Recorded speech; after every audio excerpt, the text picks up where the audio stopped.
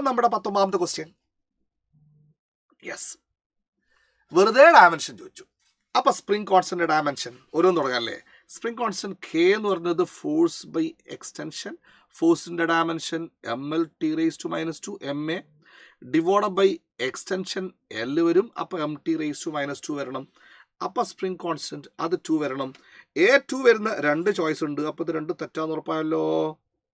Yes. രണ്ടാമത്തെ thermal conductivity, പിന്നെ Boltzmann constant ഉണ്ട്, ഇൻഡക്റ്റീവ് റിയാക്ടൻസ് ഉണ്ട്. യെസ്. അപ്പോൾ ഏതാ ചെയ്യാനുള്ള? തെർമൽ കണ്ടക്ടിവിറ്റി തന്നെ കണ്ടുപിടിക്കാം നമുക്ക്. തെർമൽ കണ്ടക്ടിവിറ്റിൻ്റെ ഇക്വേഷൻ നമ്മൾ പഠിച്ചത് rate of flow of heat Q/T എന്ന് എഴുതല്ലേ. Q/T is equal to KA temperature difference divided by length. അപ്പം K എന്ന് പറഞ്ഞത് QL, ബാക്കിയുള്ള താഴെയുള്ളത് AdTT. Q എനർജിൻ്റെത് ½ ഒക്കെ ആലോചിക്കാം, ml² T⁻².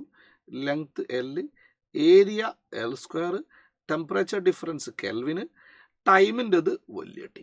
അപ്പം എമ്മിന് മാറ്റല്ല, L² കട്ടായിപ്പോൾ ഒരു L മാത്രം വരും. T⁻² ഒരു T മേലെ പോയാൽ T⁻³ വരും, K⁻⁻1. അപ്പം ml(T⁻3), K⁻⁻1. അപ്പം B4 വരണം. യെസ്. അപ്പോൾ തന്നെ ആൻസറായി 4. ഫൈൻ. ഇനി ബാക്കി നമുക്ക് വേണമെങ്കിൽ ചെയ്യാം. തെർമൽ ബോൾസ്മാൻ കോൺസ്റ്റന്റ് ഒക്കെ പഠിക്കാൻ നല്ലത് നമ്മൾ energy of per degrees of mole per mole ½ kT എന്നൊക്കെ പഠിച്ചില്ലേ. യെസ്. അപ്പം ബോൾസ്മാൻ കോൺസ്റ്റന്റ് അത് എനർജി ബൈ ടെമ്പറേച്ചർ വരണം.